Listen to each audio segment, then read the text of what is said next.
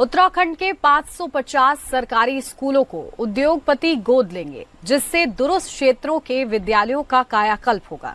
राज्यपाल और मुख्यमंत्री की उपस्थिति में शिक्षा विभाग और उद्योग समूहों के बीच एमओयू साइन किया जाएगा।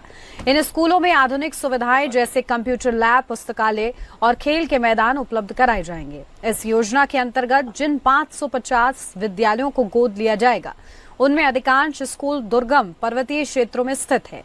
इसका उद्देश्य विषम भौगोलिक परिस्थितियों में स्थित स्कूलों में छात्रों को आधुनिक सुविधाएं उपलब्ध कराना है।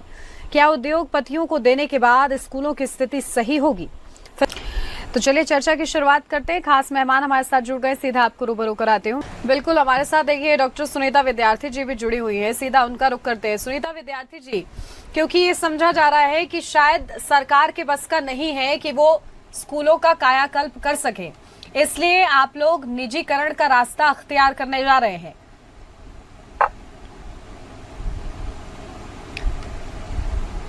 देखिए, मुझे लगता है कि विपक्ष को बहुत बड़ी गलतफहमी हो गई है और प्रदेश के अंदर जब जनता के हित में कुछ अच्छा हो रहा होता है तो मुझे लगता है कि उस वक्त जो है विपक्ष को भी थोड़े मीठे बोल रखने चाहिए, क्योंकि वो कहीं ना कहीं हमारे ही बच्चों का भला हो रहा है। चाहे एनजीओ के माध्यम से हो रहा है, चाहे कोई अडॉप्ट कर रहा है, किसी भी योजना का अगर लाभ हमारी जनता को परोक्ष और निरपेक्ष रूप से मिलता है तो मुझे लगता है कि उससे बड़ी बात कोई नहीं हो सकती।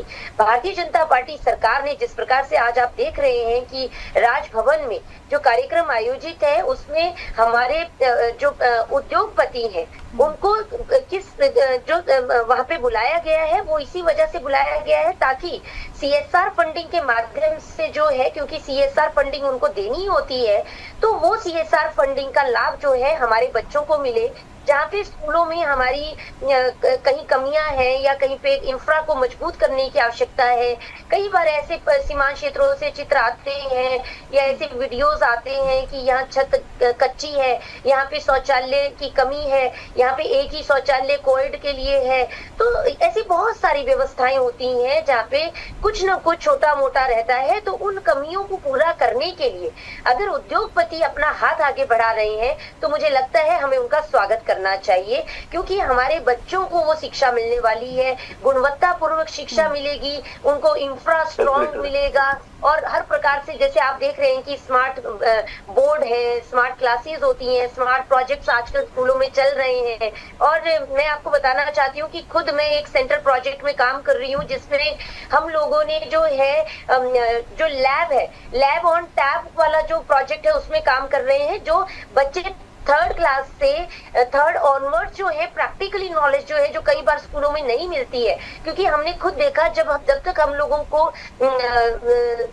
हमारे टाइम के दौरान स्कूलों में जब साइंस लगती थी तभी वो प्रैक्टिकल्स करवाए जाते थे, थर्ड से लगती थी, फिफ्थ से लगती थी। लेकिन अब जो है अब शिक्षा व्यवस्था ऐसी है कि फर्स्ट क्लास से जो है सारे सब्जेक्ट बच्चों को पढ़ाए जाते हैं, तो हर बच्चे को हर प्रकार की नॉलेज मिले और उनके लिए जो स्कूलों में जहाँ पे भी व्यवस्था जिस प्रकार से उनको हाईटेक किया जाए, गुणवत्तापूर्वक शिक्षा देने के लिए जो भी कदम उठाए जाएं, अगर उसके लिए हमारे साथ उद्योगपति आ रहे हैं तो मैं पूरे प्रदेश की ओर से उनका धन्यवाद करती हूँ। उनके आभारी हैं हम कि वो अपने सीएसआर फंडिंग से हमारे जो स्कूल है, जो शिक्षा है, उसमें अपना योगदान दे रहे हैं। तो मैं भट्ट जी की बात से बिल्कुल भी मुझे लगता है कि हम किसी को भी बुरा नहीं मानना चाहिए और थोड़ा समझना चाहिए कि ऐसा क्यों किया जा रहा है। ऐसा नहीं है कि यहाँ पे जो है जर्जर हालत है, ऐसा इसलिए है बड़े से बड़े लोग जो है, कांग्रेस पार्टी कितने एनजीओ के साथ में काम करती है ये बता दें कि जब ये सेंट्रल गवर्नमेंट में सेंटर में थे तो कितने बड़े बड़े फाउंडेशन इनके साथ काम करते थे, तो इनको क्या आवश्यकता पड़ी थी। तो यहाँ पे जो है जब भारतीय जनता पार्टी कर रही है तो इनके पेट में मरोड़ उठ रहे हैं। ऐसा नहीं होना चाहिए। मुझे लगता है कि प्रदेश हित सबसे बड़ा होना चाहिए, प्रदेश हित सर्वोपरि है, जनता जनार्दन सर्वोपरि है। तो थोड़ा सा हमें जो है अपने अगर प्रदेश के अंदर कुछ अच्छा है, कुछ अच्छा हो रहा है तो मुझे लगता है कि सभी को सहयोग करना चाहिए। कांग्रेस पार्टी को भी बढ़ चढ़कर आगे आना चाहिए। हो सकता है क्योंकि उन्होंने 60-70 वर्षों बहुत कार्य किया है, विदेशों तक उनके अच्छे लिंक्स हैं, उन लिंक्स का वो यूज करके अपने बच्चों के लिए प्रावधान करवा सकते हैं। उन उद्योगपतियों का साथ हम लोगों को दिलवा सकते हैं। थोड़ी मुहिम में अगर आप भी आएंगे तो मुझे लगता है कि प्रदेश के लिए पक्ष और विपक्ष ठीक है। शांति भट्ट जी, अगर अगर स्कूलों की बेहतरी आप लोग चाहते हैं और अगर बेहतरी इस हथकंडे से सही हो सकती है तो इसमें हर्ज क्या है, ये सवाल है सुनीता जी का।